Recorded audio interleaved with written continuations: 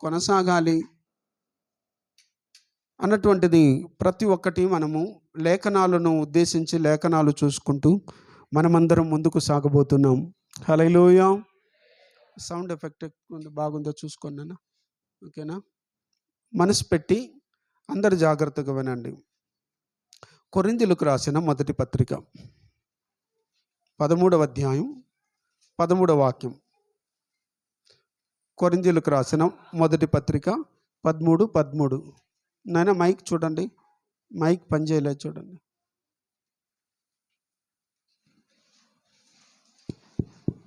కాగా విశ్వాసము నిరీక్షణ ప్రేమ ఈ మూడును నిలుచును. వీటిలో శ్రేష్టమైనది ప్రేమయే. చూడండి, అక్కడ ఏమేమి ఉంది నాయన? 3 కార్యాలు ఉంది. ఏమేమి ఉంది? విశ్వాసము, నిరీక్షణ, ప్రేమ. బాగా గమనించాలి. ఏమేమి ఉంది? 3 విషయాలు: విశ్వాసము, నిరీక్షణ, ప్రేమ. ఈ 3 నిలుస్తుంది. ఇందులో శ్రేష్టమైనది ఏంటంటే ప్రేమ. బాగా వినండి. క్రైస్తవ జీవితము ప్రారంభము ఎలా ఉండాలంటే విశ్వాసముతో ప్రారంభించాలి. ఎలా ప్రారంభించాలా? కాబట్టి ఇంకా 7 మెట్లలోకి వెళ్ళలేదు. దానికి ముందు మీకు పరిచయం చేస్తూ ఉన్నాను. ఒక విశ్వాస జీవితాన్ని, క్రైస్తవ జీవితాన్ని మనము దేనితో ప్రారంభించాలంటే విశ్వాసముతోనే ప్రారంభించాలా. అలా విశ్వాసంతో ప్రారంభించి ఒక నిరీక్షణ కలిగి బ్రతకాల. ఏం చేయాలా? ఆ నిరీక్షణతో ముందుకు సాగాల. ఏమిటి? రాబోయే కాలంలో, రాబోయే దినాల్లో నేను, నా ఇల్లు, నా కుటుంబం క్షేమంగా ఉంటాం, ఆశీర్వాదకరంగా ఉంటాం, మహిమకరంగా ఉంటాం. ఇదిగో ఒక నిరీక్షణ ఏంటంటే, గొప్ప నిరీక్షణ. నా ముగింపు ఎలా ఉంటుందంటే, నా అంతం ఆశీర్వాదకరంగా ఉండబోతుంది. నా ముగింపులో నేను ఒక గొప్ప ఆశీర్వాదాన్ని చూడబోతున్నాను. ఈ విశ్వాసపు యాత్రలో నేను నిరీక్షణతో కొనసాగించినప్పుడు ఖచ్చితంగా నా జీవితంలో గొప్ప గొప్ప మేలులను నేను చూడగలుగుతాను అని చూడాల. రెండవది అది. మూడవది ప్రేమ. మూడవది ఏంటి? ప్రేమ. ఈ ప్రేమ చూడండి చాలా ప్రాముఖ్యమైనటువంటిది. ఇది అందరిలో కలిగి ఉండవలసినటువంటిది. క్రీస్తు ప్రేమ. ఈ ప్రేమతోనే కొనసాగాల ఈ జీవిత యాత్ర. ఎలా? అన్నిటిలో ప్రేమ కలిగి ఉండాలా, ప్రేమ కలిగి జీవించాలా. క్రీస్తు ప్రేమ నేను చెప్పేది. దీన్ని అగాపే ప్రేమ అంటారు. ఈ అగాపే ప్రేమలో మనము నిలిచి ఉండాలా, నిలిచి దాంట్లోనే కొనసాగాల. ఇది చాలా ప్రాముఖ్యమైనటువంటిది. వీటిని కలిగి ఉండాలా, ఇది ముఖ్యం. కాబట్టి విశ్వాసము, నిరీక్షణ, ప్రేమ.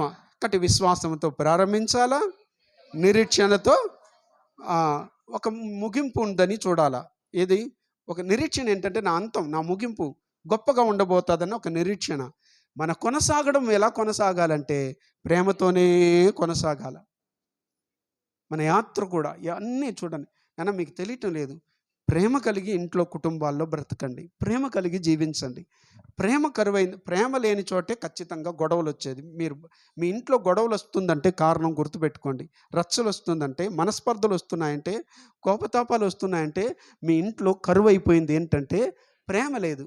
ఎందుకంటే ప్రేమ ఉంటే అన్నిటినీ సహిస్తుంది, తట్టుకుంటుంది, తాలుకుంటుంది. అదిగో చూడండి, అదే అక్కడే రాయబడింది కదా నాయన. మనుష్యుల భాషలతోనూ దేవదూతల భాషలతోనూ నేను మాట్లాడినను, ప్రేమ లేని వాడనైనా లేకపోతే ప్రేమ లేని దాననైతే మ్రోగడి కంచును గనగనలాడు తాళమునై ఉందును. ఈ వేస్ట్ అన్నమాట, వ్యర్థము. అనగా చూడు, ప్రేమతో మన జీవితాన్ని, విశ్వాస జీవితాన్ని కొనసాగించాలా. ఇదిగో ప్రవచించు కృపావరము కలిగి మర్మములన్నీయు జ్ఞానమంతయు ఎరిగిన వాడైనను, కొండలను పెకలింపగల పరిపూర్ణ విశ్వాసము గలవాడైనను ప్రేమ లేని వాడనైతే నేను. క్రైస్తవులంటేనే ఎట్టుండాలి తెలుసా నాయన? ప్రేమ కలిగి ఉంటారని. భార్య భర్త మీద ప్రేమ చూపించాల, భర్త భార్య మీద ప్రేమ చూపించాల. ప్రేమ చూపిస్తే అక్కడ గొడవ, కోపం, రచ్చలు. అప్పుడు ఏమి కరువైంది నీ ఇంట్లో? అప్పుడు ప్రేమ కరువైంది. ప్రేమ లేదు, క్రీస్తు లేడు, క్రీస్తు ప్రేమ లేదు. అందుకే ఇంత మనస్పర్ధలకి, గొడవలకి, రచ్చలకి కారణమవుతుంది. ఎందుకంటే ప్రేమతో నువ్వు కొనసాగించడం లేదు, ప్రేమలో కొనసాగడం లేదు. విశ్వాస జీవితం ఏదో బాప్తిజం పొందావు, రక్షించబడ్డావు, అదే అంతే. అయితే క్రీస్తు ప్రేమ కలిగి బ్రతుకుతున్నామా, ప్రేమ కలిగి జీవిస్తున్నామా అని ఆలోచిస్తే ప్రేమ లేదు. అదిగో, బేదలను పోషణ కొరకైన ఆస్తి అంతా ఇచ్చినను, కాల్చబడ్డకు నా శరీరమును అప్పగించినను, ప్రేమ లేని వాడనైతే నాకు ప్రయోజనం లేదు, ప్రయోజనమేమీ లేదు.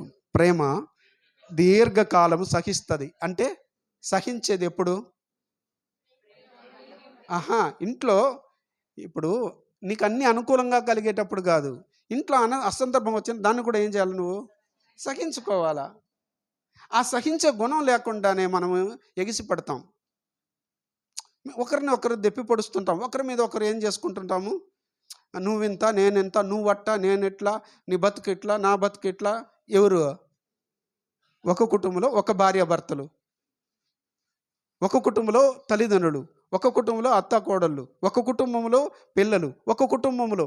ఇదా ప్రేమ లేదే, ప్రేమలో కొనసాగించడం లేదే.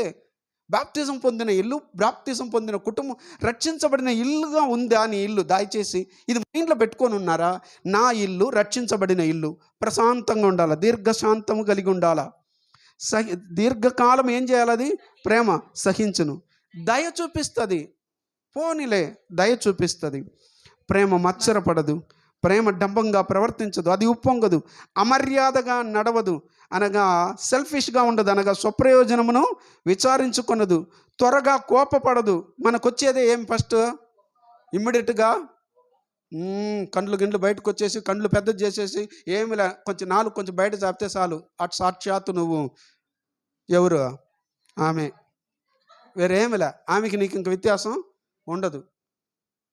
దయచేసి ప్రతి వాళ్ళు బ్రదర్స్ కానీ సిస్టర్స్ కానీ ఇదొక్కటే తేడా. త్వరగా కోప్పడదు, అపకారమును నాకటు చేశాడే, నాకు అట్టు చేసావే, నాకు ఇటు అపకారాలని మనసులోనే పెట్టుకొని గురుగురు అంటూ ఉండదు. అది దేవుడు ఎట్ట ఉంటాడు, దేవుడు ఎట్ట నివసిస్తాడు, దేవుని ఆత్మ ఎట్ట నివసిస్తుంది, రక్షణ ఎలా ఉంటుంది, రక్షణ పోతుంది. ఇవన్నీ లేకపోతే చూడండి, అమర్యాదగా నడవదంట, అది స్వప్రయోజనాన్ని విచారించుకొనదు, త్వరగా కోప్పడదు, అపకారమును మనస్సులో ఉంచుకొనదు, దుర్నీతి విషయమై సంతోషపడగా సత్యమునందు అనగా సత్యమునందు అంటే సత్యం అంటే ఏంటి? వాక్యం. వాక్యములో ఆనందిస్తుంది, వాక్యమునందే సంతోషం, వేరేమి లేదు. సంతోషించు. అన్నిటినీ ఇంత దూరం లాగినానంటే నీకు అర్థం అవ్వాలా. బతికిన కాలం అంతా ఏం చేయాలా? తాలుకోవడం అంటే ఏమి? తట్టుకోవాలా. మనం నా వల్ల కాదు, నేను తట్టుకోలేను. పెనం మీద పడిన ఇదే ఎట్లా ఎగరుతుందో, చిటపట్లాడుతుందో అట్లా చిటపట్లాడిపోతూ ఉంటాం. తాలుకోవాలంటే తాలుకో. కింద ఏముంది? తాలిబొట్టు కట్టించుకున్నావు కదా, తాలుకో. అదే తాలిబొట్టు కట్టించుకున్నావు అంటే ఏమి? తండ్రి కుమార పరిశుద్ధాత్మ నామములో బాప్తిజం పొందావు కదా, అది నేను చెప్పేది. అర్థమవుతుందా? దేవుడు మనకిచ్చాడు కదా, కనుక నువ్వు తాలుకో. అన్నిటినీ నమ్ముతుంది, అన్నిటినీ నిరీక్షించును, అన్నిటినీ ఓర్చును. ప్రేమ శాశ్వత కాలం ఉండును. అదే చెప్తున్నాడు. శ్రేష్టమైంది ఏదంట ఈ మూడులో? ఇదే శ్రేష్టమైందే, లేకపోతే ఇంకేముంటుంది ఇంకా? కనుక ఒక క్రైస్తవ జీవితంలో చాలా ప్రాముఖ్యంగా చూడండి, విశ్వాసముతో ప్రారంభించు, రెండవది నిరీక్షణతో ముగించు, ప్రేమతో కొనసాగించు. ఆ కొనసాగింపు అనేది చాలా ప్రాముఖ్యమైనటువంటి. నేను ఇటు చెప్తాను, కొంచెం ముందుది వెనక్కది పోయేసుకుందాం. విశ్వాసంతో ప్రారంభించు, దేంతో?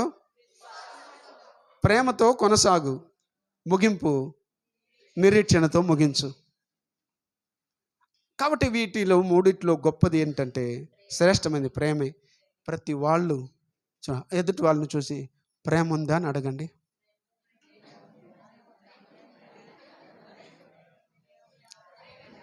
వాళ్ళు ఏం చెప్పారు? ఇద్దరు అడిగినారు ఉందా ఉందా ఉందా అని. ఎవరైనా ఉందన్నారా? చూసినారా? ఇద్దరు అడిగినారు ఉందా లేదా. దేవుడు ఎదురు చూసే ప్రేమ ఉందా? దేవుడు ఆశించుచున్న ప్రేమ ఉందా? ప్రేమ చూపించకపోతే దీంతోనే వాంచుతాలా. హల్లెలూయా. తెల్లారి నుంచి ఇది పెట్టుకునే భయపెడుతున్నా ఒక్కొక్కరిని. హల్లెలూయా.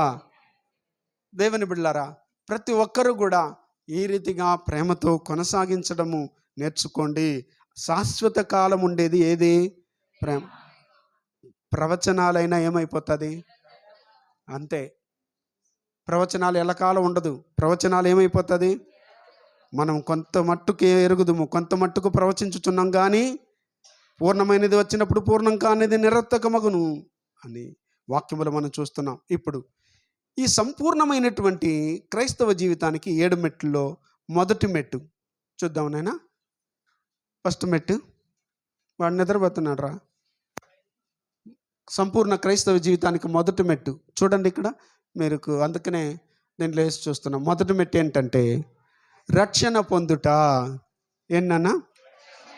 మార్కు సువార్త 16వ అధ్యాయం 15 నుంచి 16వ వాక్యం వరకు.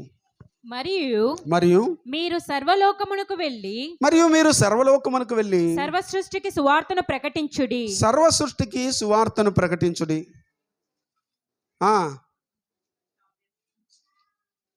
చదువమ్మా.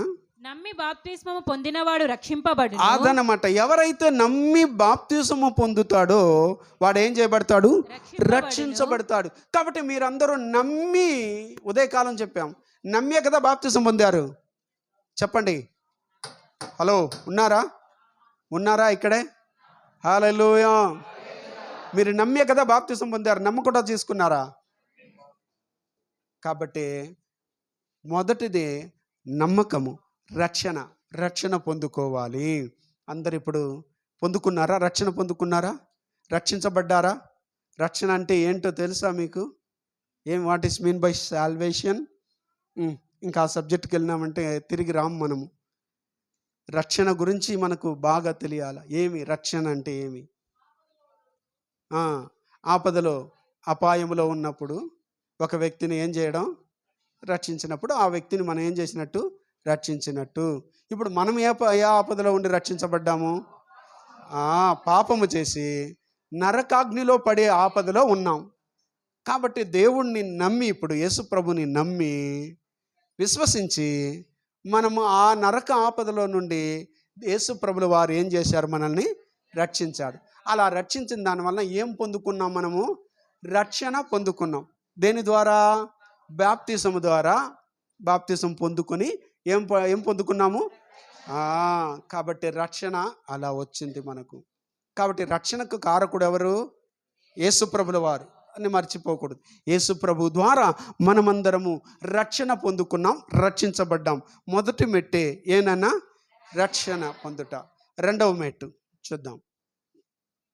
రెండవది రక్షణలో నిలిచి ఉండాలా. రక్షణలో ఏం చేయాలా? ప్రతి ఒక్కరూ రక్షణను పోగొట్టుకునేస్తారు. రక్షణలో స్థిరంగా ఉండటం లేదు. కొందరికి మీరు రక్షించబడ్డారన్న ఆ గ్రహింపన ఉందా? నేను రక్షించబడిన వ్యక్తిని, నా ఇల్లు రక్షించబడిన ఇల్లు, నా కుటుంబం రక్షించబడిన కుటుంబం అని నీ మైండ్లో ఉందా? ఒకసారి ఆలోచించుడు. కాబట్టి రక్షణలో మనము నిలిచి ఉండాలా. నిలిచి ఉంటేనే గొప్పగా దేవుడు మనని ముందుకు నడిపిస్తాడు. చూడండి, రెఫరెన్స్ చదవండి ఆయన. రోమాపత్రిక 5వ అధ్యాయం 1వ వాక్యం. మరియు ఆయన ద్వారా మనము విశ్వాసము వలన ఈ కృపయందు ప్రవేశము గలవారమై అందులో నిలిచి ఉండి, ఇదిగో ఎందులో? ఆ రక్షణలో నిలిచి ఉండి దేవుని మహిమను గూర్చిన నిరీక్షణను బట్టి అతిశయపడుచున్నాము. ఇక్కడ చూడండి. కాబట్టి విశ్వాసం మూలమున మన నీతిమంతులుగా తీర్చబడి మన ప్రభువైన యేసుక్రీస్తు ద్వారా దేవునితో సమాధానం కలిగి ఉందము. మరియు ఆయన ద్వారా మనము విశ్వాసం వలన ఈ కృపయందు ప్రవేశము గలవారమై, అనగా రక్షణలోకి ప్రవేశించాము. అలా రక్షణలోకి ప్రవేశించిన మనము అందులో ఏం చేయబడాలంటే నిలిచి ఉండాలా. రక్షణలో ఏమి ఉండాలా? చాలామంది రక్షించబడి రక్షణలో నుండి తొలగిపోయారా? ఎంతోమంది బాప్తిసం పొందుకొని కూడా దేవుని విడిచిపెట్టేశారా? దేవునికి దూరం ఏమి లేదు, వాళ్ళు రక్షణలో నిలకడగా లేదు, నిలిచి ఉండలేదు. కాబట్టి వాళ్ళు చాలా పోగొట్టుకున్నారు. అనగా అంత గొప్ప రక్షణ దేవుడు ఇవ్వడానికి దాని వెనకాల ఎందరు ప్రయాసమో ఉదయకాలం చెప్పాను. ఎంతమంది దాని వెనకాల 7 పాత్రలు మీకు చూపించాను. ఇంత కష్టపడి రక్షణను సమకూర్చి నీకు ఇస్తే ఆ రక్షణను పొందుకొని స్టార్టింగ్లో ఉత్సాహంగా ఉండి ఆ రక్షణలో కడ వరకు నిలిచి ఉండలేకపోతున్నామే. చివరి వరకు నిలిచి ఉండాలా. ప్రభు రాకడ వరకు మనము ఆ రక్షణలోనే ఏముండాలా? నిలిచి ఉండడం నేర్చుకోవాలా. ఎబ్రీ పత్రిక కూడా చదవండి 12:28. అందువలన మనము నిశ్చలమైన రాజ్యమును పొంది, అందుకో అలా నిలిచి ఉన్నామంటే రిజల్ట్ ఏంటో తెలుసా? మనకు ఒక నిశ్చలమైన రాజ్యం పొంది దైవ కృప కలిగి ఉందము. దైవ కృప కలిగి ఉందుము. ఆ కృప కలిగి వినయ భక్తులతో, చూడండి, వినయ భక్తులతో దేవునికి ప్రీతికరమైన సేవ చేయదుము అని చూస్తున్నాం. కాబట్టి అందువలన మనము నిశ్చలమైన రాజ్యమును పొంది ఉన్నాం. అనగా ఆ రక్షణలో నిలిచి ఉన్న వాళ్ళకే మనకు ఒక నిశ్చలమైన రాజ్యం ఉంది. ఆ స్థిరమైన రాజ్యం, నిశ్చలమైన రాజ్యం అంటే స్థిరమైన రాజ్యం, కదలేని రాజ్యం. ఇప్పుడు ఈ లోక రాజ్యాలన్నీ స్థిరం కాదు, మనకొక అస్థిరమైంది. మనకొక రాజ్యం ఉంది, అది నిశ్చలమైన రాజ్యం, పరలోక రాజ్యం. ఆ పరలోక రాజ్యములో పోయి మనము చేరాల. అలా నిలిచి ఉంటేనే అక్కడ చేరగలుగుతామన్నది మనం చూస్తున్నాం. మూడవ మెట్టు చూద్దాం నాన్న. రక్షణలో కొనసాగుట. రక్షించబడిన మనము ఆ రక్షణలో ఏం చేయాలా? కొనసాగాల. చూడండి, రక్షణ పొందేసి అక్కడే ఆగిపోకూడదు. రక్షణలో అంచెలంచెలుగా ఎదుగుతూ రావాలా, కొనసాగాల. ఫిలిప్పీ పత్రిక 2:12 కాగా నా ప్రియులారా మీరెల్లప్పుడూ విధేయులై ఉన్న ప్రకారము నా ఎదుట ఉన్నప్పుడు మాత్రమే కాక, అనగా నా ఎదుట ఉన్నప్పుడు మాత్రమే కాక మరి ఎక్కువగా నేను మీతో లేని, అదిగో మరి ఎక్కువగా నేను మీతో లేని ఈ కాలమందును భయముతోను వణుకుతోను మీ సొంత రక్షణను కొనసాగించుకొనుడి. మీ సొంత రక్షణను కొనసాగించుకొనుడి, ఆగిపోకండి. అనగా పౌలు గారు ఈ పత్రికను, ఇదిగో తిమోతి గారు, పౌలు గారు ఇద్దరు కలిసి శుభమని చెప్పి వ్రాస్తున్నటువంటిది ఎవరికంటే పరిశుద్ధులకు, అధ్యక్షులకు, పరిచారకులు. ఆల్రెడీ ముందుగా చెప్పాను, వాళ్ళకు రాస్తున్నారు. వాళ్ళు మన సంఘస్థుల్లాగానే యాక్టింగ్ వాళ్ళగా ఉండారు. వాళ్ళు ఎవరు? ఆ సంఘస్థులు కూడా. అనగా పౌలు గారు ఉండేటప్పుడు భయపడే వాళ్ళంట, వణికే వాళ్ళంట. ఆయన లేకపోతే ఏమైపోతారంట? వాళ్ళు విచ్చలవిడిగా ఇష్టానుసారంగా ఉంటారంట. కొందరు కూడా చూడండి, పాస్టర్ గారు ఉంటే నిలువు మోకాలు వేస్తారు, పాస్టర్ గారు లేకపోతే కళ్ళు కూడా మోయరు, స్తుతించరు, ప్రార్థన చేయరు. పాస్టర్ గారు ఉండేటప్పుడు ఏం చేస్తారు? ఎక్కువగా స్తుతిస్తారు, పాటలు పాడతారు, బాగా ఆరాధిస్తారు. మిగిలినప్పుడు ఏం చేస్తారంటే, అదిగో దీన్ని ఏమంటారు? యాక్టింగ్ అంటారు. దీన్ని ఏమంటారు? నటన. ఏం భక్తి ఇది? నటనా భక్తి అంటారు. దేవుడు ఉన్నాడు కదా, దేవుడు తన ఆలయంలో ఉన్నాడు కదా, ఆయన కదా చూస్తూ ఉండేది. కాబట్టి దయచేసి నటనలన్నీ నిలబడవు. ఇదిగో వాళ్ళకి రాస్తున్నాడు, లెటర్ రాస్తున్నారు. ఆత్మీయ తండ్రి, ఆత్మీయ కుమారుడు ఇద్దరు కలిసి, ప్రియులారా మీరెల్లప్పుడూ విధేయులై ఉన్న ప్రకారం, ఎప్పుడు లోబడి ఉంటారే అలాగే ఉన్న ప్రకారంగానే, అదిగో నా ఎదుట ఉన్నప్పుడు మాత్రమే కాదు, నా కంటికి ఎదురుగా ఉండేటప్పుడు మీరు బాగా పాటలు పాడినట్టు, బాగా ప్రార్థన చేసినట్టు, బాగా స్తుతించినట్టు, బాగా మోకాళ్ళు వేసినట్టు, బాగా ఉపవాసం ఉన్నట్టు ఎట్లా యాక్టింగ్ చేశారో నేను లేనప్పుడు కూడా అదే యాక్టింగ్ చేయండి అంటున్నాడు. ఎవరు? పౌలు గారు. మనిషి బతికే ఏమ్మా? నటన. నిజంగా ఆస్కార్ అవార్డు ఇవ్వాలంటే క్రైస్తవులకే ఇవ్వాలా. అదేది ఇచ్చేదేదో వేరే సంఘస్థులకు కాదు, నిజంగా బెరాకాలో ఉన్న వాళ్ళకే ఇవ్వాలా. హల్లెలూయా, ఆమేన్. ప్రైజ్ లార్డ్, హల్లెలూయా. రాలేదు చూడు, హల్లెలూయా రాలేదు చూడు. అందుకే చెప్తున్నాను నాన్న, భయభక్తి చాలా ముఖ్యం. నేను లేనప్పుడు కూడా మీరు ఏం చేయాలా? నా ఎదుట ఉన్నమత్రు మాత్రమే కాక మరీ ఎక్కువగా నేను మీతో లేని ఈ కాలమందును ఎట్టుండాలా? భయముతో. ఎవరి భయము? కాబట్టి మీరు పాస్టర్కు భయపడినట్టుగా కాదు, పాస్టర్ చూస్తే అరుస్తాడు, కేకలేస్తాడని, లేకపోతే తిడతాడని కాదు. దేవుడు ఉన్నాడు, దేవుడు చూస్తున్నాడని దేవునికి భయపడు, దేవునికి వణుకు. దేవుని ఆరాధించేది ఎట్టా ఆరాధించాలని అంటే గడగడ వణుకుతో ఆరాధించాలంట. కీర్తన 2వ కీర్తన అదే కదా చెప్తుంది నాన్న.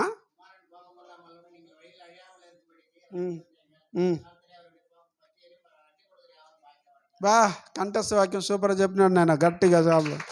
Very good. కుమారుని ముద్దు పెట్టుకొనుడి, లేని యెడల ఆయన కోపించును. చదవండి నాయన. భయభక్తులు కలిగి యెహోవాను సేవించుడి, గడగడ వణుకుతూ సంతోషించుడి. చూసారమ్మా, ఇది ఉందామా? ఎవరు వణుకుతూ ఉండారు?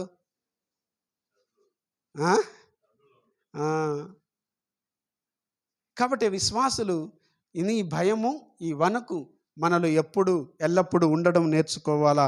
అందుకనే చెప్తున్నాడు, సొంత రక్షణలో ఏం చేయాలి మీరు అనగా, ఇది ఎవరి రక్షణ? ఇదే మన సొంత రక్షణ. ఇది వాళ్ళకే సొంతం. అది చూడండి, నీ రక్షణ నీకే ఉంటుంది, నీ రక్షణ నీకే.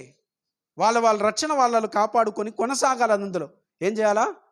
కొనసాగాల. కాబట్టి రక్షణను నువ్వు నిర్లక్ష్యం చేయడానికి వీలు లేదు. అందుకని రక్షణలో చూడండి, రక్షణ పొందుకోవాలా నెంబర్ 1. రెండవది, ఆ రక్షణలోనే నిలిచి ఉండాలా. మూడవది, ఆ రక్షణలో కొనసాగాల. ఎక్కడికి కొనసాగుతూ? దేవుని దగ్గరికి పరలోక రాజ్యం చేరేంత వరకు ముందుకు సాగాల, కానీ వెనక్కి పోకూడదు. మనది ఎప్పుడు రివర్స్ గేరే. మొదట్లో మాత్రం ఉత్సాహం, మళ్ళీ బండి వెనక్కి పోతూ ఉంటుంది. చూడు, కావాల్సింటే చూడు, సంఘానికి నిలిచిపోయే వాళ్ళని నేను చూస్తూ వస్తున్నా. వాళ్ళు ముందు వచ్చి కూర్చుంటారు ఎప్పుడు ఫస్ట్లో, మళ్ళీ రాను మధ్యలోకి వస్తారు, మధ్యలో ఉండి ఇంకొంచెం వెనక్కి, ఇంకా లాస్ట్లో, అన్నిటికన్నా లాస్ట్లో ఉంటారు. ఇంకో కొద్ది రోజుల తర్వాత కనపడరు, అట్ట బ్యాక్ అయిపోతుంటారు వెనక్కి. కొనసాగలేదు, వీళ్ళు కొనసాగడం లేదు. రక్షణలో కొనసాగడం నేర్చుకోండి. మూడవది. నాలుగవది రక్షణలో ఎదుగుట. రక్షణలో ఏం చేయాలా? ఎదగాల. రక్షణలో ఎదుగుతూ ఉండాల. మనం రక్షించబడిపోయి ఉన్నాం అంతవరకే తెలుసు మనకి. రక్షణలో ఎలా ఉందో, ఎన్ని ఉందో చూడ. సంపూర్ణమైన క్రైస్తవ జీవితానికి ఇది చాలా ప్రాముఖ్యమైనటువంటిది.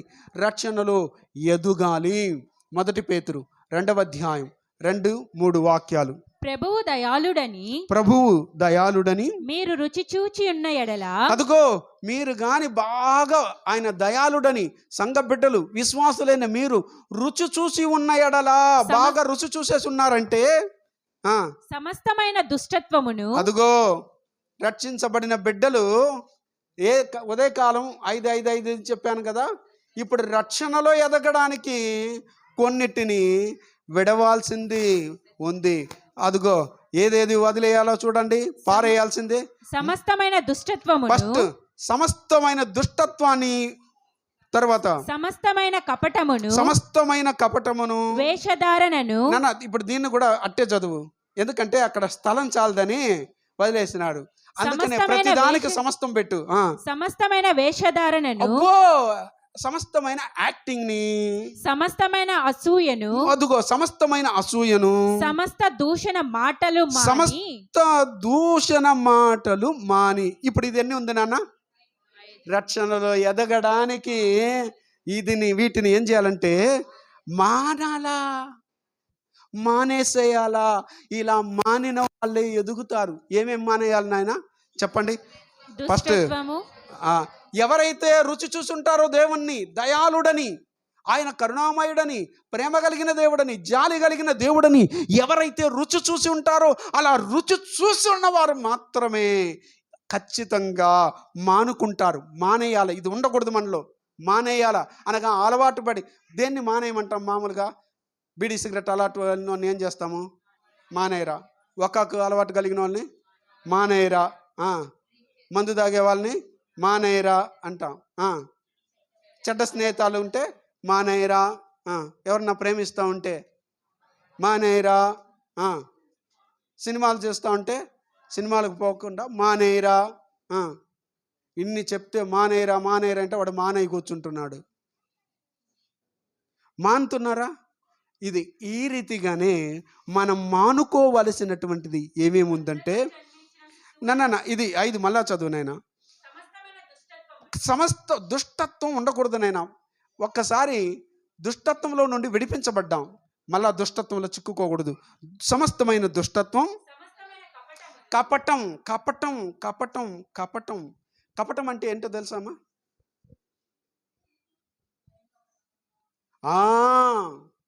చూడండి, పైన తేనె పూసిన మాటలు, లోపల వర తీసిన కత్తి లోపల. దీన్నే కపటం అంటారు. అదిగో యేసు ప్రభువుని అప్పగించిన ఇస్కరియోతు యోధా వచ్చి కిస్ చేసిన కిస్. ఏం కిస్ అది తెలుసా? కపట కిస్ అంటారు దాన్ని. ఇంగ్లీష్లో ఏం కిస్ తెలియదు మొత్తం మీద. అది ఏం కిస్ అది? కపట ముద్దులు మోమున గుద్దులు ఉందా? పాట పాడినారా? ఏమి కపట ముద్దు పెట్టింది ఎవరు?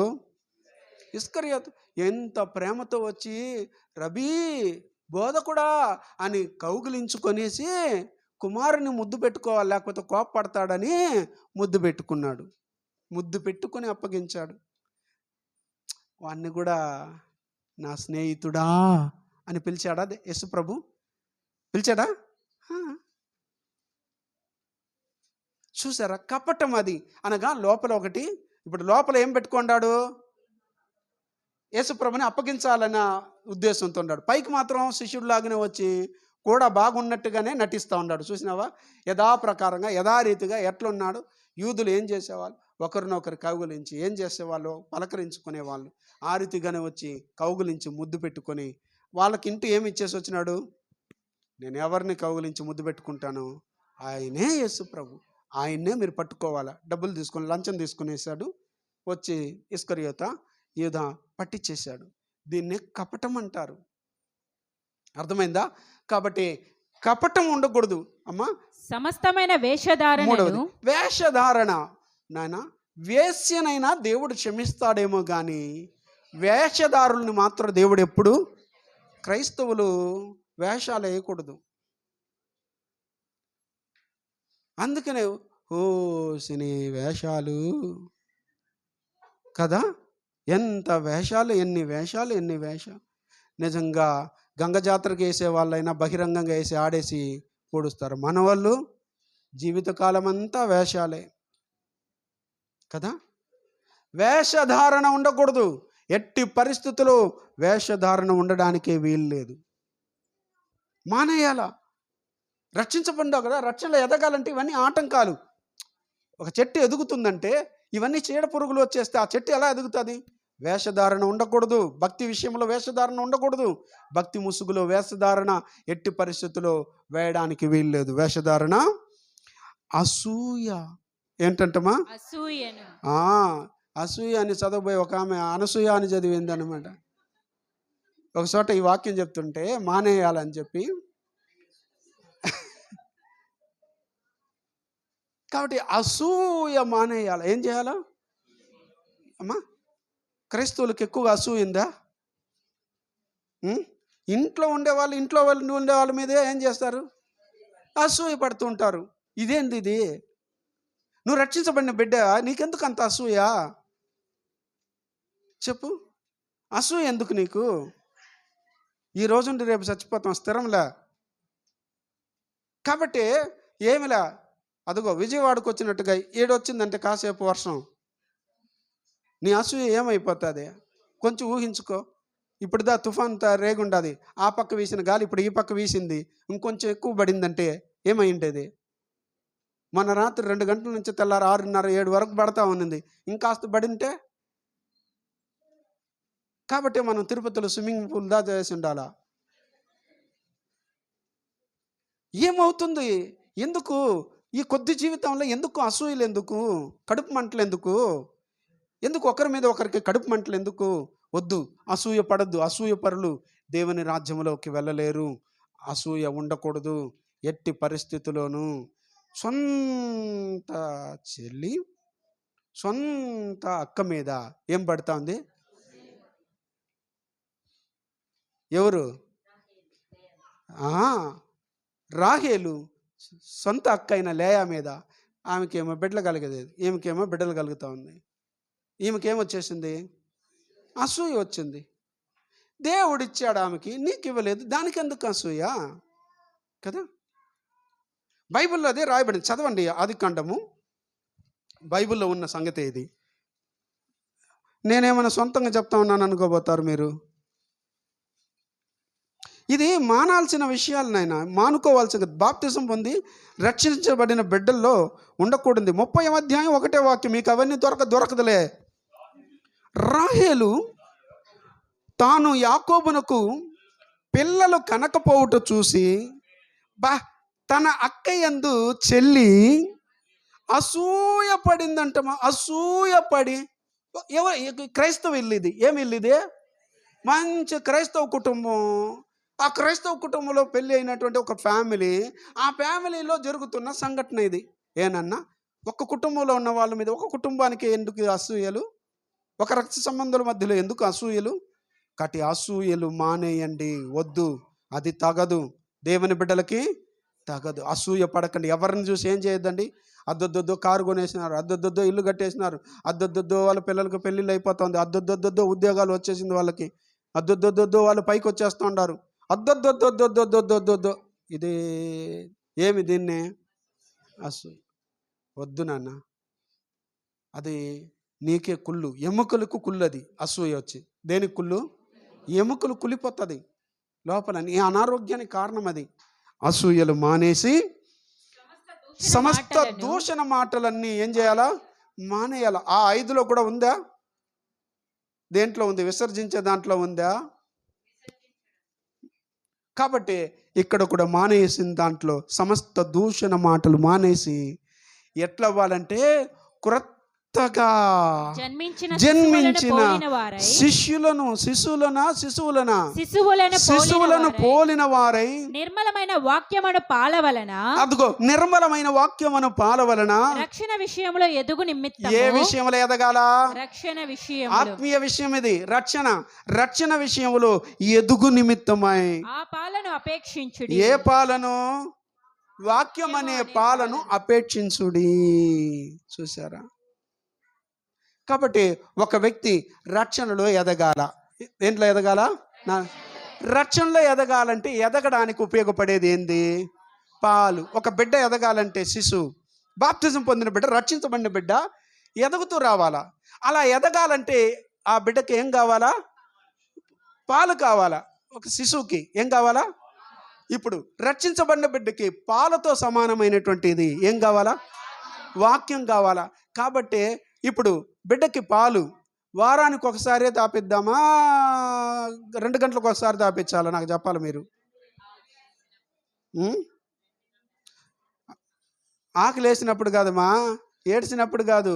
తెలుసుకోండి, బిడ్డకి ఖచ్చితంగా 2 గంటలకు ఒకసారి పాలు తాపించాలా. చిన్నపిల్లల డాక్టర్ని అడగని చెప్తాడు. వాళ్ళు ఏడ్చినా ఏడవకపోయినా 2 గంటలకు ఒకసారి ఖచ్చితంగా ఏం చేయాలా? తల్లులు పాలు ఇవ్వాలా.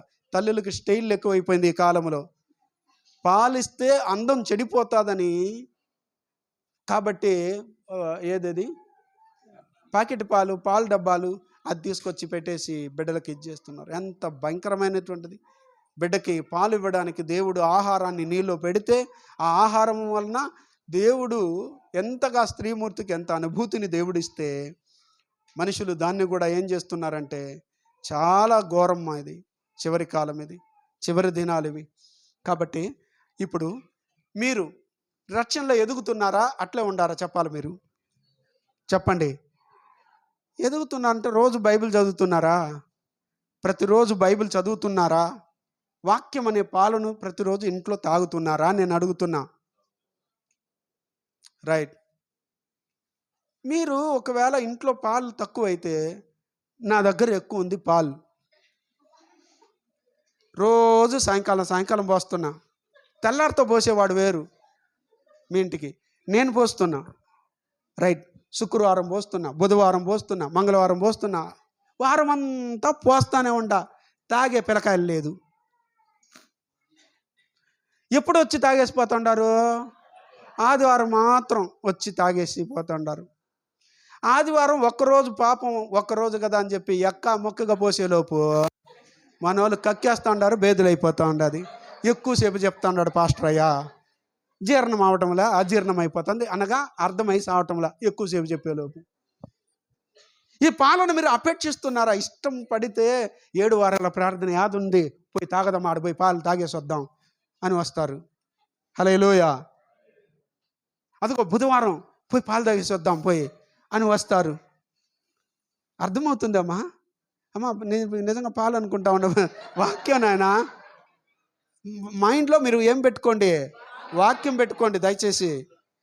పోయి అక్కడ పోయేసి పాస్టర్ అయ్యి పోస్తున్నాడంట, పోయి తాగేసి వద్దాంలే అని చెప్పి ఎప్పుడు సిద్ధపడి రావాలా? ఇదిగో అన్ని పాలులు కల్తీ పాలు, ఒక్క పాలు కూడా మంచి పాలు లేదు. నువ్వు బస్టాండ్లో తాగినా, రైల్వే స్టేషన్లో ఎడనా చూడండి, పాలని వాళ్ళు ఏదో యూరియాలు అవి నూనె అవి ఇవి వేసి చిలికేసి చిక్కగా వచ్చేదానికి ఏదేదో కలిపేసి టీ వేసేసి ఇచ్చేస్తున్నారు. జనాలకు అది క్యాన్సర్ వచ్చేస్తుంది, లేనిపోని అనారోగ్యాలు వచ్చేస్తుంది. స్వచ్ఛంగా పాలు లేదు నాయన. అందుకనే చెప్పాం ముందు, స్వచ్ఛమైన వాక్యం వినడానికి బెరాకాకు రండి అని వేస్తున్నాను. చూసారా? స్వచ్ఛమైన పాలు ఎక్కడదా దొరుకుతుంది? వాక్యానుసారమైన.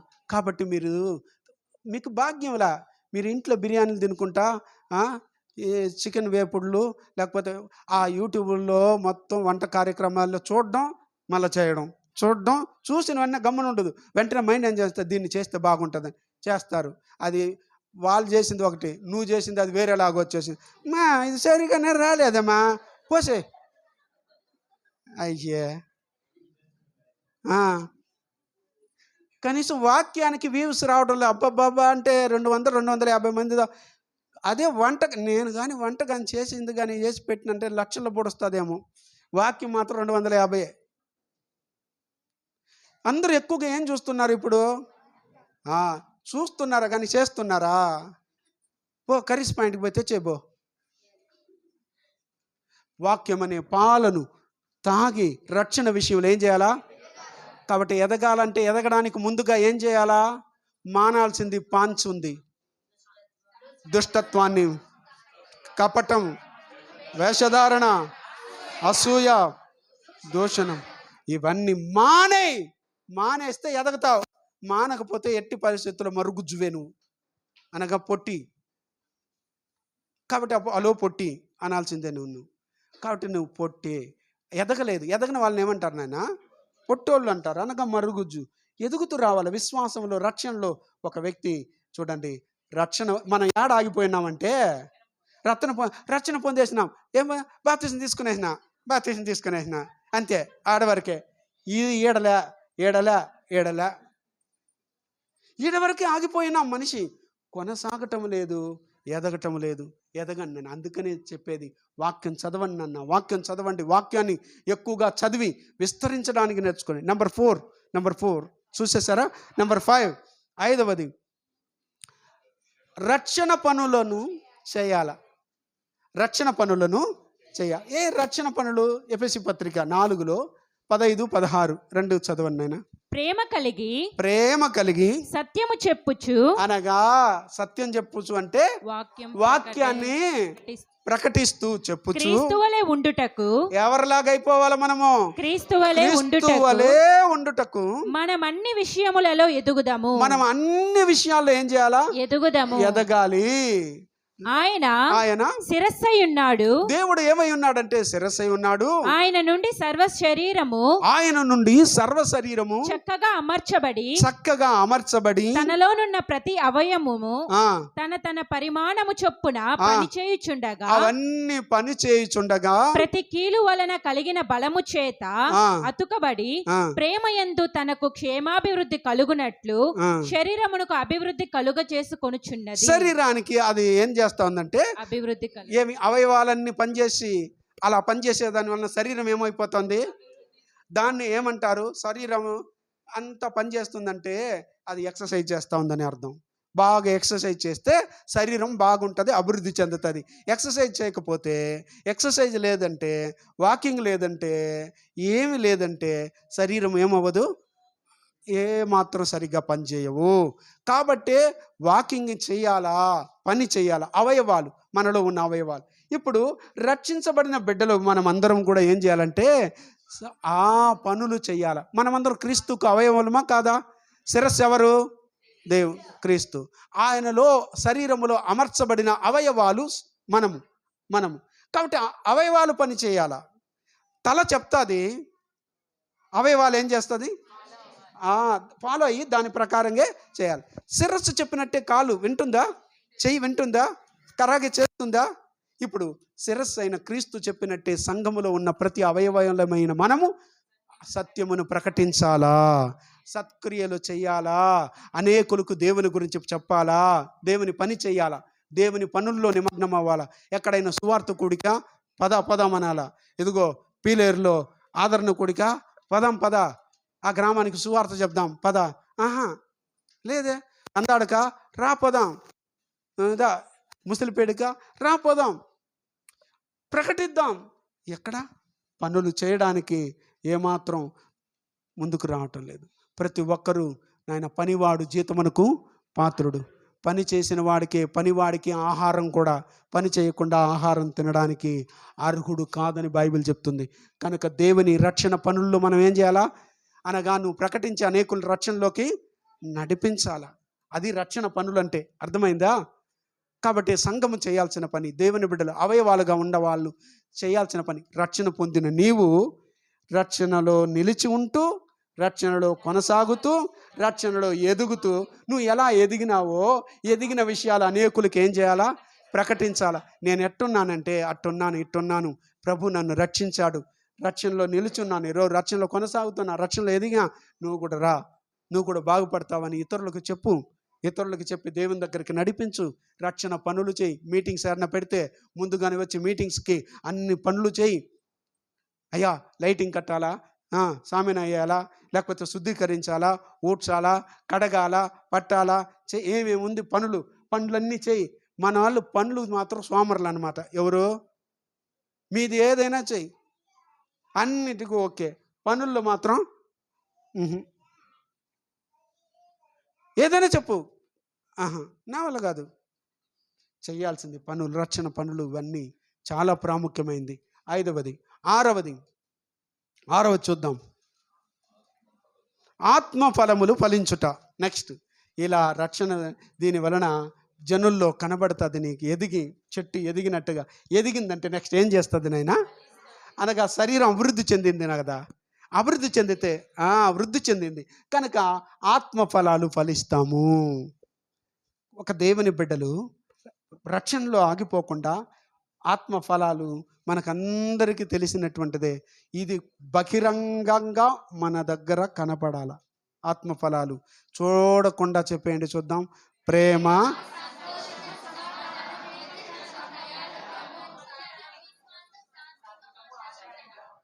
ఇప్పుడు 9వ నెల ఉపవాసాలు దేనికోసం? 9 కృపావరాలు, 9 ధన్యతలు, 9 ఆత్మ ఫలాలు. ఇదన్నీ మనలో కలిగిరా ఉండాలి. చూడండి, ఒక సంపూర్ణమైన క్రైస్తవుడికి వాళ్ళు ఫలాలు కనపడాల, ఫలభరితముగా మనం ఉండాలా. ఆ ఫలాలు ఆత్మ కలిగించి ఆ ఫలాలు మనలో కనబడతా ఉందో చెప్పండి, ఆలోచించి చూడండి. ఫలిస్తున్నారా? ఫలభరితమైన జీవితం ఉందా అని ఆలోచించుడు. 6వది 7వది ముగిచేస్తాం. 7వది దేవుని సంబంధిగా మేలు చేయుట. 7వ మెట్టు ఏందిమా? దేవుని సంబంధులు అయిపోతాం. అప్పుడు మేలు చేస్తూ బ్రతకాలి అందరికీ. చదవండి. ప్రియుడా, యోహాను 3వ పత్రిక 1:11. ప్రియుడా, చెడు కార్యములు కాక మంచి కార్యములను అనుసరించి నడుచుకొనుము. మేలు చేయువాడు దేవుని సంబంధి. ఎవరైతే మేలు చేస్తాడో, మేలు చేసే వాళ్ళందరూ దేవుని సంబంధి. కీడు చేయువాడు దేవుని చూచినవాడు కాడు. కీడు చేసినవాడు దేవుణ్ణి ఎప్పుడు కూడా చూసినవాడు కాడు. అంటే ఇప్పుడు రక్షణ పొందిన మనమందరం ఇతరులకు ఏం చేయాలి నాన్న? మేలు చేయాలా? మేలు చేసే వాళ్ళే ఎవరి సంబంధులు?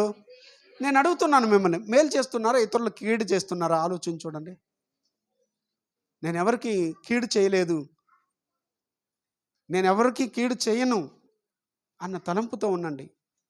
మేలే చేయండి, వీలైనంత మట్టుకు ఏం చేయండి? మేలు చేసిన వాళ్ళే ఎవరి సంబంధం అవుతాడు? కీడు చేసినాడు అపవాది, సాతాను యొక్క సంబంధం అవుతాడు. ఇప్పుడు మన దేవుడు ఎవరంటే, మన దేవుడు మేలు చేసే దేవుడు.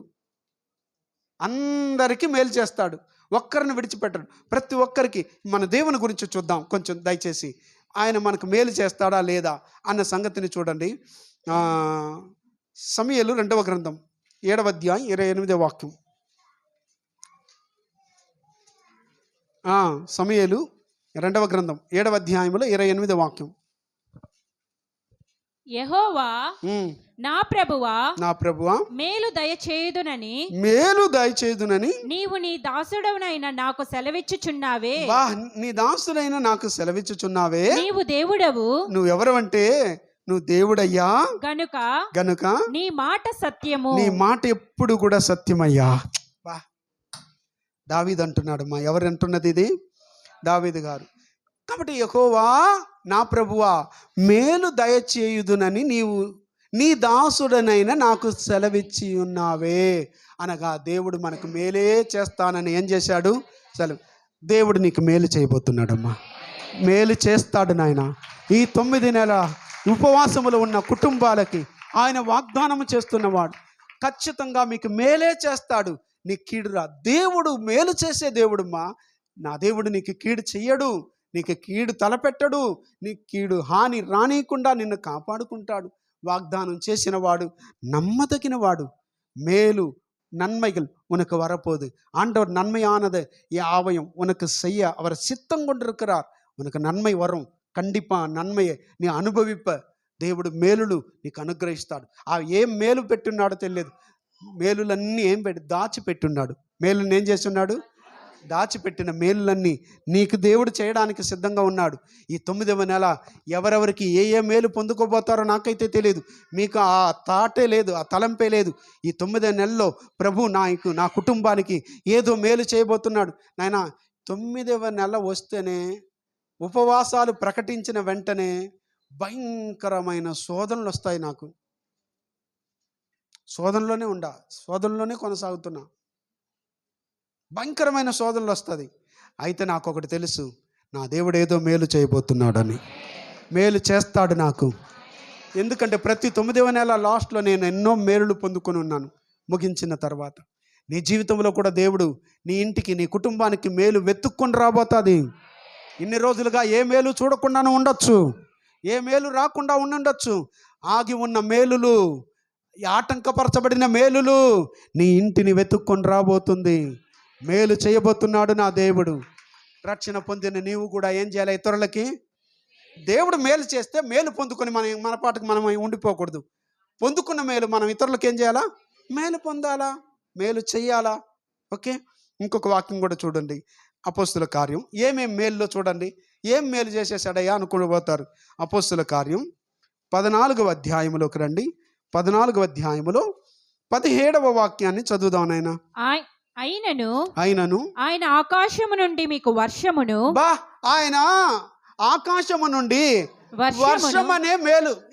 వర్షము లేకపోతే మేలుగా ఉంటామా?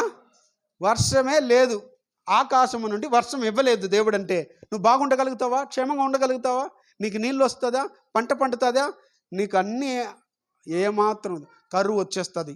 వర్షం రాకపోతే భూమి మీద ఏమొచ్చేస్తుంది? కరువు వస్తుంది. ఆకాశము నుండి ఏమిస్తున్నాడంటే ఆయన వర్షమును, ఫలవంతములైన ఋతువులను దయచేయచ్చు. కాబట్టి మామూలు ఋతువులు కాదు, ఫలభరితమైనటువంటి మంచి ఋతువులను ఆయన ఏం చేస్తున్నాడు? దయచేయును, ఆహారం అనుగ్రహించుచు. ఇప్పుడు దాని వలన మీకు అందరికి ఆహారాన్ని అనుగ్రహించుచు, ఉల్లాసముతో మీ హృదయములను నింపుచు. ఉల్లాసం దాని వలన మీకు ఏం కలుగుతుందంటే ఉల్లాసముతో మీ హృదయాలను నింపుచు. మేలు చేయుట చేత ఇవన్నీ మేలు అనమాట. ఈ మేలు చేయుట చేత తన్ను గూర్చి సాక్ష్యము లేకుండా చేయలేదని బిగ్గరగా చెప్పి వాళ్ళు బిగ్గరగా చెప్పారు. నాయన ఏం మేలు చూశారమ్మా? ఎంత గొప్ప మేలు దేవుడు చేశాడు. ఇది మేలు కాదా నీకు? మనం ఇంక వేరేమో మేలు కొరక ఎందుకు ఎదురు చూడాలా? ఇది మనకు మేలుగా అనిపించలేదు. అస్సలు దీన్ని మీరు పట్టించుకోవడం లేదు. వర్షం మేలు అనుకోలేదు నువ్వు. పంటలు పండుతుంటే అది మేలు అనుకోలే నువ్వు. అమ్మా, దేవుడు నీకు ఋతువులను దయచేస్తున్నాడు. ఫలవంతములైన ఋతువులను దయచేయచ్చు. దాని వలన మీకు ఆహారాన్ని ఏం చేస్తున్నాడు? ఈరోజు తింటున్నామంటే ఎవరి వలన? 3 పూట్లు నువ్వు కొనుక్కొని తింటున్నావులే, అయినా అది ఆయన నీళ్ళు ఇస్తేనే కదా, ఆయన ఫలం ఇస్తేనే కదా, ఫలించేటట్టు చేస్తేనే కదా చెట్టుకి. ఇది తెలియటంలే మనకి. కాబట్టి ఒకటి ఆలోచించు. నువ్వు విత్తనము విత్తుతున్నావు. ఆ విత్తనానికి రూపు ఆకారం ఇచ్చి, పూలు ఇచ్చి, దాన్ని పిండి చేసి, పిండిని కాయ చేసి, కాయను పండు చేసి నీ చేతికి వచ్చేటట్టు దేవుడు చేస్తున్నాడంటే దీని వెనకాల దేవుడు ఉన్నాడన్న సంగతి నీకు తెలియదా? నువ్వు విత్తేది ఏదైనా గింజ చూడు, ఆ గింజ లోపల ఎంత పెద్ద చెట్టు ఉందన్నది నువ్వు తెలుసుకున్నావా? విత్తేదేమో నువ్వు విత్తేసి గమ్మని వచ్చేస్తున్నావు. దాన్ని మొలకెత్తడానికి ఏం కావాలా? నీళ్లు కావాలా? ఇప్పుడు దాన్ని వెయ్యాలన్నా ఏం కావాలా? ఫస్ట్ నేల కావాలి కదా. నేల ఎవరిది? మీ తాతదా? చెప్పు అనే ఈ నింగి మనదిరా, ఈ నేల మనదిరా అని పాడినాడు. ఎవరిదిరా ఇదే? వాడికి తెలుదా? వీడికి వినలేదా ఈ పాట? నింగి మందంట, నేల మందంట. ఆడాడాడాడా పాపం తెలియకుండా రాసేశారు. ఎవరిదిరా ఇదన్నీ? దేవుడిది. దేవుడిస్తే అది ఆ భూమిలో నువ్వేం చేస్తున్నావు? నువ్వు కొనుక్కున్నావులే, కాదనిలా. అయితే ఈ భూమి అనేది ఉంటేనే కదా నువ్వు కొనుక్కున్నావు. దీన్ని చేసింది ఎవరు? చెప్పు. అది ఉంటేనే కదా నువ్వు వేస్తున్నావు. సరే వేసావు, వేసిన దానికి నీళ్ళు కొనుక్కొచ్చి పోయి బాటిల్లో దేనికే? పొలానంతా ట్రాక్టర్లో తీసుకొచ్చి పోయ్యా, ట్యాంక్గా పోయి చూద్దాం ఎంతని పోస్తావు, ఎంతని తడుపుతావు. మనుషులకు తెలియదు. నేను ఊరికనే అహంకార పడిపోతున్నారు, గర్వపడిపోతున్నారు. దేవుని మర్చిపోయినాడు. ఎవరు గొప్ప అంట తెలుసా? రైతన్న గొప్ప అంట. ఎవరంట? ఆ రైతుకి ఇవన్నీ ఇస్తా ఉండేదా ఆయన గొప్ప కాదా? ఎవరు ఆయన్ని తలంచటంలే. వాస్తవమే, రైతును తక్కువ చేయలే. ఆ రైతు పంట పండించడానికి ఆ నేల కావాలా, నేలకి విత్తనం కావాలా, విత్తనానికి నీళ్లు కావాలా, వేసేసిన తర్వాత అది మొలకెత్తాలంటే దాని వెనకాల ఎవరు ఉండాలా? దేవుడు ఇస్తేనే కదా మొలక. ఆ మొలక రాగస్తే కనీసం పిలక కూడా ఉండదు నీకు. ఈరోజు నువ్వు పిలక వేసుకొనేసి ఇల్లు తినేస్తా ఉండవు. దేవుని బిడ్డలారా, అది అన్ని పెరిగి ఒక రూపుకొచ్చి చక్కగా అదుగో ఇది మేలు కాదా? నీకు దేవుడు చేస్తున్న మేలా కాదా? అదిగో చూస్తున్నాం. ఫలవంతమైన ఋతువులను దయచేయచ్చు. దాని వలన మనకి ఏం చేస్తున్నాడు? ఆహారం అని అనుగ్రహించుచు ఈ రోజున ఉల్లాసంగా నీ హృదయాన్ని ఏం చేస్తున్నాడంట? నింపుచున్నాడు. అలాగా మేలు చేయుట చేత తన గురించి ఇప్పుడు ఏది సాక్ష్యం చెప్పాల్సింది? ఒక వర్షం దేవుని గురించి సాక్ష్యం చెప్పాలా, ఒక నేల దేవుని గురించి సాక్ష్యం చెప్పాలా, ఒక చెట్టు దేవుని గురించి సాక్ష్యం చెప్తుంది, ఆ ఫలము దేవుని గురించి సాక్ష్యం చెప్తుంది. ఋతువులు ఎన్ని? 6 ఋతువులు. 6 ఋతువులను తయారు చేసింది ఆయన. ఆ ఋతువులను అంత దేవునికి ఒక సాక్షి. ఆ ఋతువులు, ఆయా ఋతువుల్లో ఆయా ఫలం. ఇప్పుడు ఏం ఫలము ఈ ఋతువుకి? సీతాఫలమా? సీతయ్య ఏం ఫలము ఇప్పుడు అన్న? ఒక్కొక్క దీంట్లో ఒక్కొక్కటి ట్రెండ్ అన్నమాట.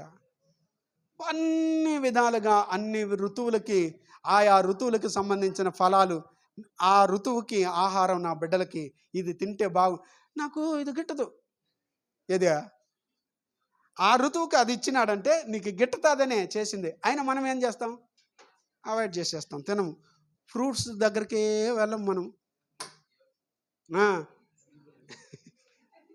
పండ్లే తినడు వాడు. ఏ పండు వద్దు. అట్లాంటి వాళ్ళు చాలామంది ఉన్నారు. ఇదా వీడు కూడా ఇద్దరు పక్క పక్కనే ఉండారులే తోడు దొంగలు. చూడండి, అన్ని ఆయా దీనికి ఆయాది ఆహారాన్ని హృదయం ఉల్లాసపడుతుంది. దీని చేత మేలు చేసి తన గురించి అవన్నీ, కాబట్టి సాక్ష్యం లేకుండా చేయలేదని ఇదన్నీ ఒక సాక్ష్యం రాని బిగ్గరగా ఏం చేశారు వాళ్ళు చెప్పి ప్రకటించారు. చూసారా, దేవుడు మేలు చేసేవాడు. ఏం మేలు చేస్తున్నాడో చూసాం. కాబట్టి మనము కూడా ఏం చేయాలా? చూసావా, ఇన్ని మేలు పొందుకునే మనము దేవుని దగ్గర కీడు చేయొచ్చా సాటి వ్యక్తులకి, సాటి మనుషులకి? ఈరోజు అందరూ కీడు చేస్తున్నారు. ఒకడు బాగుపడితే ఒప్పటం లేదు జనాలకి. ముగిచ్చేస్తాను ఉషా, టైం చూసేసింది ఉషా. హల్లెలూయా. దేవుని బిడ్డలారా బాగా వినండి, దేవుడు మేలు చేసే దేవుడు. మనం కూడా ఏం చేయాలా? చూడండి, గలతీయులకు రాసిన పత్రిక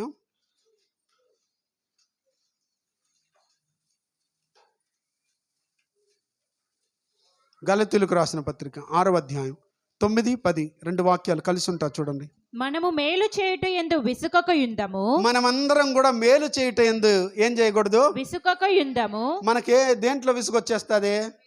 మేలు చేసే దాంట్లో విసుగొచ్చేస్తుంది. అసలు మేలు చేయటం విసుగక ఉండాలి. మనము అలయక మేలు చేసితిమేని, అలసిపోకుండా మేలు చేయాలంట. అలాగాని అలయక అలసిపోకుండా మేలు చేశామంటే తగిన కాలమందు పంట కోతుము. ఖచ్చితంగా మీరు కూడా తగిన కాలమందు పంట. ఏం పంట? నువ్వు మేలు అనేటువంటి విత్తనం విత్తావు కాబట్టి ఖచ్చితంగా మేలుకు మేలే కలుగుతుంది, కీడుకు ప్రతి కీడు. అవునా కాదా నాయన? గుర్తుపెట్టుకోండి, నీకు కీడే జరుగుతూ ఉందంటే ఒక్కరికి కూడా, ఒక ఈగకి ఒక కాకి కూడా ఇదిగో అన్నం తినే చేతులతో ఉసుకుమని తోలే వ్యక్తివి కాదు. కాబట్టి కనీసం నీకు ఎక్కడ కూడా ఒక మేలు అనేది నీ కంటికి కనపడలా. పిసినారివి అంటే పరమ పిసినారివి కనుక దేవుడు నీకు కూడా ఎట్టుంటాడు? ఆయన పిసినారికి ఆయన కూడా, నేను కూడా పిసినారినే రా, ఇవ్వలేను, మేలు చేయలేను నీకు. నువ్వు నా దగ్గర ఇన్ని మేలు అనుభవిస్తున్నావు, ఇన్ని మేలు నేను ఇస్తున్నాను, పొందుకొని నువ్వు మేలు చేయకుండా కీడు చేస్తా కూర్చుంటే నీకెట్ట నేను మేలు చేస్తానంటాడు దేవుడు. మేలు చేసేదానికి విసుక్కోకూడదు, మేలు చేసేదానికి అలసిపోకూడదు. అలసిపోయాను నేను చేయలేను అనకూడదు. అలయక్క మేలు చేసామంటే తగిన కాలం మంది ఏం చేస్తాము? 9, 10 రెండు వాక్యాలు అయిపోయింది నాయనా. 10 చదువునైనా.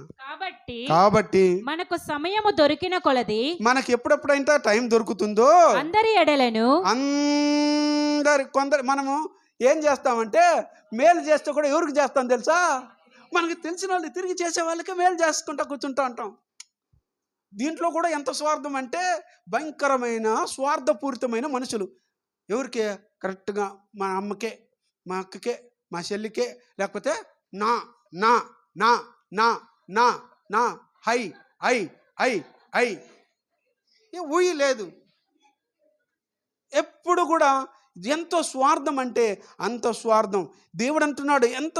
కాబట్టి మనము సమయం దొరికిన కొలది అందరి ఎడల, వాడు శత్రువు కావచ్చు, మిత్రుడు కావచ్చు, బంధువు కావచ్చు, బంధువు కావచ్చు, అందరి ఎడలను ఇప్పుడు మరి విశేషముగా ఎవరైతే రక్షణ పొందుకొని ఉన్నారో, దేవునిలో విశ్వాసములో ఉన్నారో, ఆ విశ్వాసుల గృహమునకు చేరిన వారి ఎడల మేలు చేయుదము, ఎక్కువగా సంఘ బిడ్డలకే చెయ్యండి అని హితవు పలుకుతున్నాడు.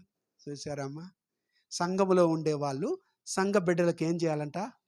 విశేషంగా చేయాలా. ఎవరన్నా అట్లా చేశారమ్మా? కొంతమంది చేస్తున్నారు. దేవునికి స్తోత్రం. నాకు చెప్పకనే భేదవాళ్ళుగా ఉంటే వాళ్ళ ఇంటికి వెళ్ళి అదిగో వాళ్ళకి డబ్బులు ఇచ్చి వచ్చి, లేకపోతే వాళ్ళకు ఫ్రూట్స్ తీసుకొచ్చి ఇచ్చి, వాళ్ళకి ఆహారం తీసుకొచ్చి పెట్టి మంచి కార్యాలు చేసి, ఇవన్నీ గొప్ప కార్యాలు. మీరు ఇలా చేస్తున్నారా? చెప్పండి. నువ్వు మేలు చేస్తే ఎవరికి చెప్పొద్దు, ఎవరికి తెలియకూడదు. ఎవరికి తెలియాలా? దాన్ని సాటింపు వేసుకోవద్దు. నువ్వు మేలు చేసి ఫోటోకి నిలబడా, పోజులు ఇచ్చి నిలబడి ఇస్తున్నారు. ఇప్పుడు విజయవాడకి ఇస్తున్నారు. ఇచ్చిన వాళ్ళందరూ ఫోటోలు బట్టి ఏం చేస్తున్నారు? ఇది ఎవరు చూడాలా? ఎవరికి ఇది? చూసారా? విశేషంగా మరి ప్రాముఖ్యంగా ఎవరికి చేయాలంటే విశ్వాసులైనటువంటి గృహమునకు చేరిన వాడి వల్ల మేలు చేయాలంట నాయన. దేవుడు మేలు చేశాడు, మనం మేలు పొందుకొని ఇలాగ మేలు చేయాలి ఇతరులకి.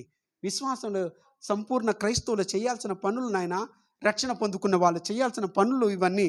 తర్వాత ఇంకొక వాక్యం చెప్పి ముగిస్తాను. తిమోతికి రాసిన మొదటి పత్రిక 6వ అధ్యాయము 18, 19. వారు వాస్తవమైన జీవమును సంపాదించుకొని నిమిత్తము ఏమి పొందుకోవాలంటమా? వాస్తవమైన జీవమును సంపాదించుకొని నిమిత్తము రాబోవు కాలమునకు మంచి పునాది అనగా మంచి స్టాండర్డ్. ఆ వాస్తవమైన జీవం అనేది మీ దగ్గర ఫుట్ నోట్లో, లేకపోతే ఫుట్ నోట్ కాదు, ముద్ర అచ్చు పెద్ద అక్షరాలతో ఉందా చూడండి, ఉందా? అది ఇంపార్టెంట్, ఎప్పుడు గుర్తుపెట్టుకోండి, అట్లా చూసి చదవండి. దాన్ని సంపాదించుకునే నిమిత్తము రాబో కాలమునకు మంచి పునాది తమ కొరకు వేసుకొనుచు మేలు చేయువారును. ఏం చేయాలంటమా? మేలు చేయువారును సత్క్రియలు అను ధనము గలవారును ఔదార్యము గలవారును తమ ధనములో ఇతరులకు పాలిచ్చువారునై ఉండవలెనని వారికి ఆజ్ఞాపించుము. వాళ్ళందరినీ బతిమలాడుకొనుము, అడుక్కొనుము అండ్లా. ఆజ్ఞ చెయ్యాల్సిందే మర్యాదగా అందరూ అని చెప్పు తిమోతి. పౌలు గారు తిమోతికి చెప్పి ఆ విశ్వాసం సంఘములో పోయి ఇటు చెప్పు, నేను చెప్పానని చెప్పని రాస్తున్నాడు లెటర్. ఎంత నీట్గా రాసి పెట్టాడంటే, నువ్వు వాస్తవమైన అనగా మేలు చేసేవాళ్ళు ఏడకెళ్తారని అర్థం, పరలోకం వెళ్తారు. యేసుప్రభు కూడా ఏం చేశారు నాయన? మేలు చేసిన వారు ఏ పునరుద్ధానం పొందుతారంట? చదవండి యోహాను సువార్త 5వ అధ్యాయం, బహుశా 26వ వాక్యం అనుకుంటా, చూడండి.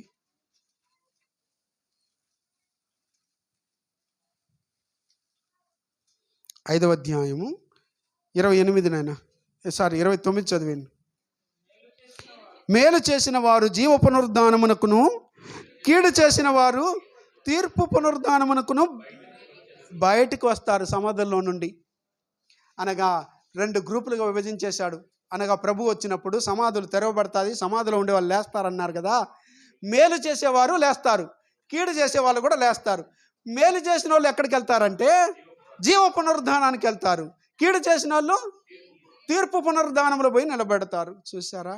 అందుకనే అందరికీ మనం ఏం చేయాలంటే ఆ వాస్తవమైన జీవనం సంపాదించుకునే నిమిత్తం రాబోయే కాలమునకు మంచి పునాది. వచ్చే కాలంలో మనకు మంచి జరగాలంటే, మన ఇంటికి, మనకి, మన కుటుంబానికి మంచి జరగాలంటే 2 విషయాలు. ఇక్కడ భూమి మీద ఉండేటప్పుడు నీకు మంచి జరగాల, నువ్వు చచ్చిపోయిన తర్వాత కూడా వాస్తవమైన జీవంలోకి వెళ్ళాలా.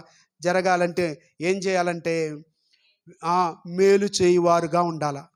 తర్వాత వాక్య సంబంధమైనటువంటి క్రియలు, సత్క్రియలు అనేటువంటి ధనములో సత్క్రియలు చేస్తే అది ఒక ధనం. డబ్బుగానే కాదు, ఇది సత్క్రియ అనేటువంటిది ఒక ధనం. క్రియల్లో చూపించాలి. సత్క్రియ అను ధనము గలవారును ఔదార్యము గలవాళ్ళు. ఔదార్యం గలవాళ్ళంటే అనగా సనుక్కొనక గొనుక్కొనగా ధారాళంగా ఇచ్చేవాళ్ళని ఔదార్యం కలిగిన వాళ్ళు అంటారు. సనుగులు గొనుగులు ఉండదు. ఔదార్యము గలవారును తమ ధనములో, మీదే ధనం, ఆ ధనములో ఇతరులకు కూడా ఏం చేయాలంట? పాలిచ్చువారునై ఉండవలనని వారికి ఆజ్ఞాపించు. సంఘములో ఇలా ఉండండి, మేలు చేయండి. ఎందుకంటే దేవుడు మేలు చేసేవాడు. ఏం మేలు చేస్తున్నాడో చూస్తున్నాం. ఆ మేలు పొందుకున్న మనము మేలులో ముందుకు సాగాలి. ఇలా ఉంటే సంపూర్ణ క్రైస్తవుడిగా క్రీస్తుని చేరుకుంటావు. ఎవరిని చేరుకుంటావు? రైట్. ఫస్ట్లో ఏం చేయాలా? తెల్లారితోనే పొందుకునేసినారు, ఓకేనా? నెక్స్ట్ ఏం చేయాలా? రక్షణలోనే నిలిచి ఉండాలా. 3వది రక్షణలో కొనసాగాల, రక్షణలో ఎదగాల. రక్షణ